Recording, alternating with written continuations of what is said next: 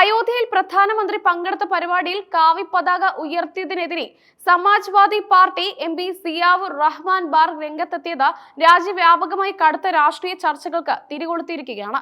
ഭരണഘടനാപരമായ പദവി വഹിക്കുന്ന ഒരു വ്യക്തി ഒരു പ്രത്യേക മതത്തെ പരസ്യമായി പ്രോത്സാഹിപ്പിക്കുന്നത് ഇന്ത്യയുടെ അടിസ്ഥാന തത്വങ്ങളെ ലംഘിക്കുന്നതിന് തുല്യമാണെന്ന് അദ്ദേഹം തുറന്നടിച്ചു. ഇന്ത്യ ഭരണഘടനാപരവും ജനാധിപത്യപരവുമായ രാജ്യമാണെന്നും ഒരു പ്രത്യേക മതത്തിന് മാത്രം പ്രാമുഖ്യമുള്ള മതപരമായ രാഷ്ട്രമല്ല എന്നും ബാർക്ക് ശക്തമായി വാദിച്ചു.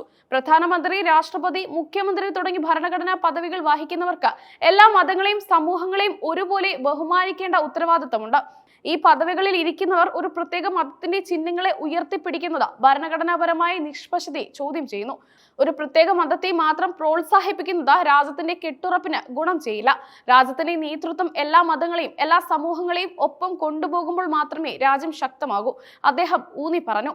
ഈ പ്രസ്താവന ഭരണഘടനാ ശില്പികൾ വിഭാവനം ചെയ്ത മതേതര ഇന്ത്യ എന്ന ആശയത്തിന് അടിവരയിടുന്നതാണ്. രാജ്യത്തെ പൗരന്മാർ ജാഗ്രത പാലിക്കണമെന്നും സ്വന്തം താല്പര്യങ്ങൾ മനസ്സിലാക്കി പ്രവർത്തിക്കണമെന്നും സിയാവുർ റഹ്മാൻ ബാർക്ക് ആഹ്വാനം ചെയ്തു. മതം വ്യക്തിപരമായി എല്ലാവർക്കും പ്രധാനമാണ്, എന്നാൽ ഭരണകൂടത്തിന്റെ താല്പര്യത്തിരിക്കുന്നവർക്ക് ഏകപക്ഷീയമായ ഒരു മതത്തിന്റെ മാത്രം വക്താക്കളാകുന്നത് രാജ്യത്തിന്റെ ബഹുസ്വരതയ്ക്ക് ഭീഷണിയാണെന്ന മുന്നറിയിപ്പാണ് അദ്ദേഹം നൽകിയത്. മതപരമായ ചിഹ്നങ്ങളോടുള്ള ഈ ആഭിമുഖ്യം ഭരണഘടനാ സ്ഥാപനങ്ങളെ രാഷ്ട്രീയവൽക്കരിക്കുന്നതിലേക്കും ന്യൂനപക്ഷ വിഭാഗങ്ങളിൽ അരക്ഷിതാവസ്ഥ സൃഷ്ടിക്കുന്നതിലേക്കും നയിക്കുമെന്ന ആശങ്കയും അദ്ദേഹം പങ്കുവച്ചു. ഈ നീക്കങ്ങൾ രാജ്യത്തെ ജനങ്ങൾക്കിടയിൽ ഭിന്നിപ്പുണ്ടാക്കാൻ മാത്രമേ സഹായിക്കൂ എന്നും അദ്ദേഹം വിമർശിച്ചു. രാഷ്ട്രീയ വിഷയങ്ങൾക്കപ്പുറം പള്ളികൾ നിർമ്മിക്കുന്നതുമായി ബന്ധപ്പെട്ട മുസ്ലിം സമുദായത്തിന്റെ മതപരവും ഭരണഘടനാപരവുമായ അവകാശങ്ങളെക്കുറിച്ചും അദ്ദേഹം സംസാരിച്ചു. മുസ്ലിങ്ങളുടെ പ്രാർത്ഥനകൾ പൂർണ്ണമായും നിർവഹിക്കാൻ കഴിയുന്ന ആവശ്യമുള്ളിടത്തെല്ലാം പള്ളികൾ നിർമ്മിക്കണമെന്ന് അദ്ദേഹം ആവശ്യപ്പെട്ടു. ഇത് മതപരമായ ആവശ്യകത എന്നതിലുപരി ന്യൂനപക്ഷ വിഭാഗങ്ങൾക്ക് ഭരണഘടന ഉറപ്പു നൽകുന്ന മതസ്വാതന്ത്ര്യത്തിന്റെ ഭാഗമാണ്.